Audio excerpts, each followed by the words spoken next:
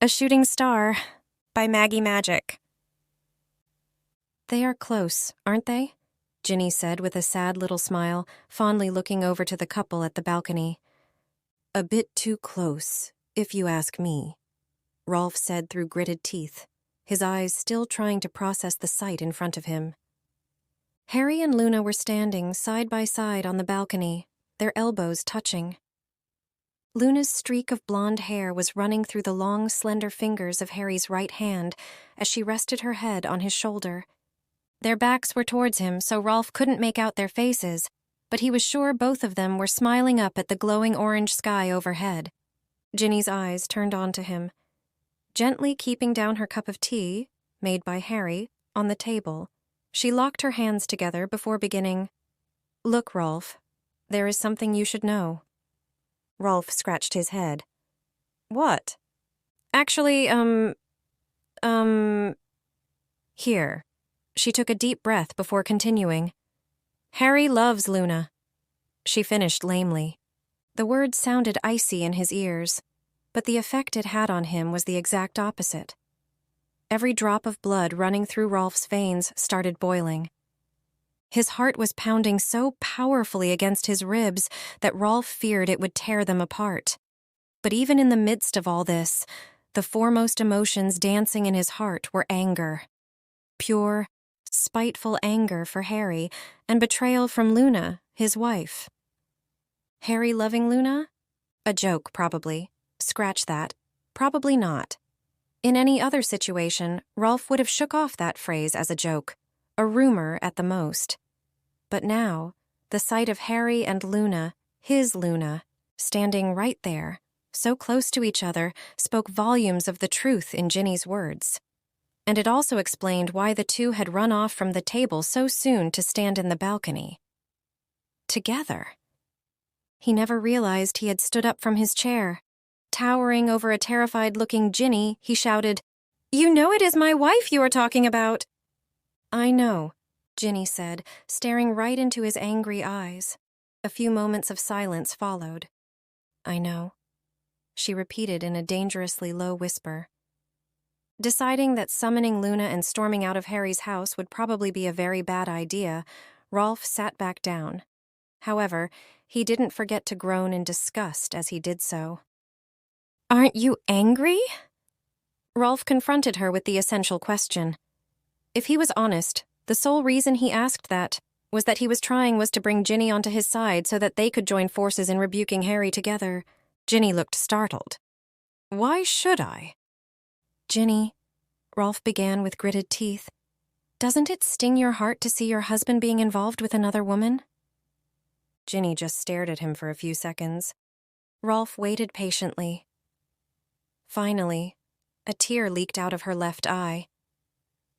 She finally seemed to have come back to her senses, Rolf remarked to himself smugly. He was about to utter some consoling words to the crying girl sitting opposite him when Ginny did something he couldn't have imagined in his wildest dreams. She laughed. A bit sadly, perhaps.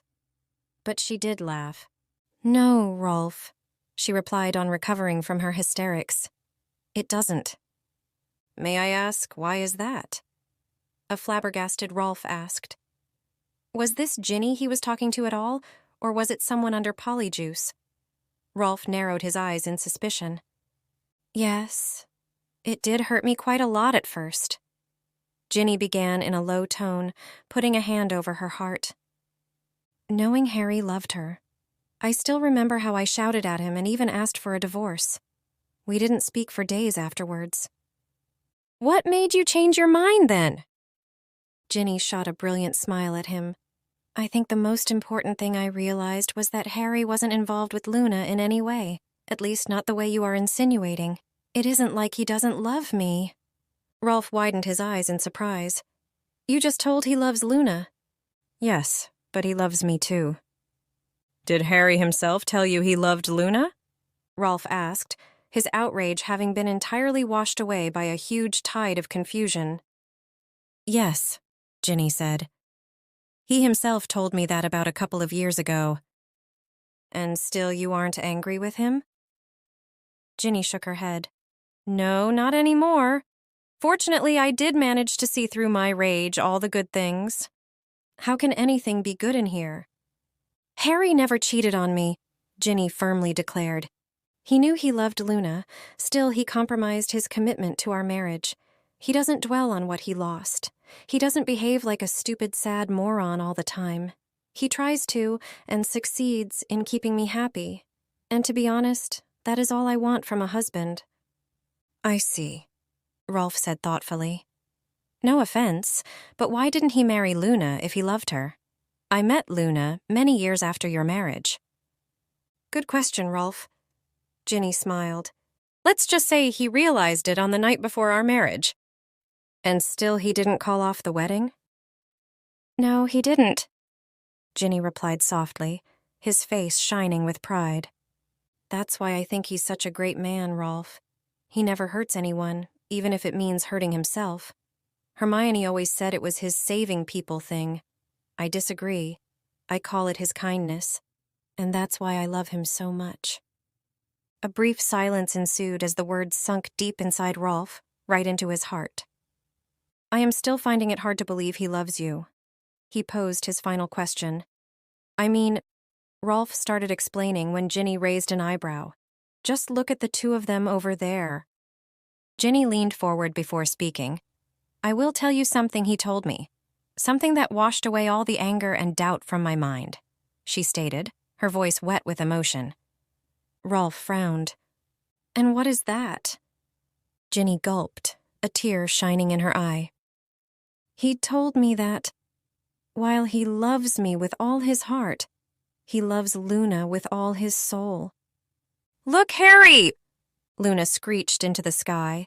The pale orange evening expanse was just starting to darken into the night sky, revealing the first stars beaming high above them. It's a shooting star. Where? Where? Harry asked hurriedly. You simply just can't afford to miss seeing a shooting star. Right there, Luna said, her finger tracing a line in the air. Harry followed its direction.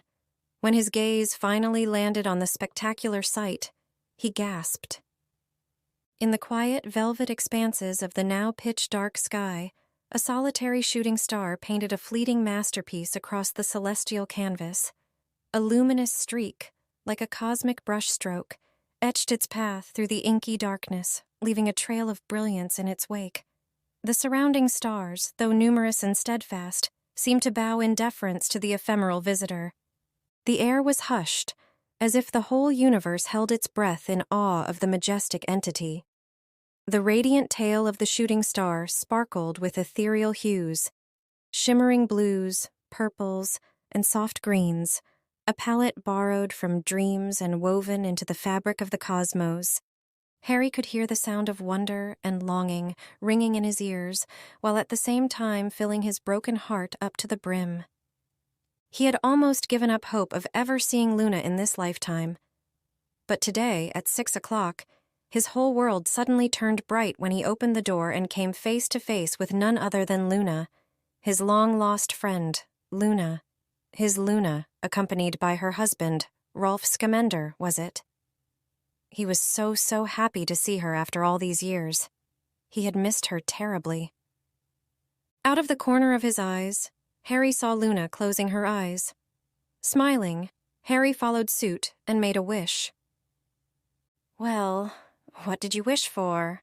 Were the first words that greeted him when he opened his eyes. Harry shrugged. Nothing. Luna moved a bit closer to him and tightly clutched his hand in her own. I wished for something, she whispered into his ear. What is that? Harry exclaimed out like an excited child. Luna just kept smiling up at him for sonic moments. Harry thought he could almost drown in those beautiful blue eyes of hers. I wished we will get to be together in our next lifetime. Luna leaned forward and choked into his chest, bringing him out of his reverie. Harry laughed heartily before running his fingers through her soft, silky blonde hair. The smell was nice, and the touch even nicer. They just stood there, holding each other and savoring their time together, each immersed in their own thoughts. I did wish for something, you know.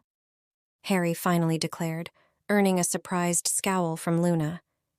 And now that I think about it, it's really the thing I want the most. Tell me, Harry, what is that? Luna squeaked, her feet on the verge of leaving the floor, her misty voice ringing in his ears like the most wonderful piece of music on this planet. The smile that she encountered on Harry's face could have outshone the combined bright of all the stars in the universe. I wish that you get whatever you wished for,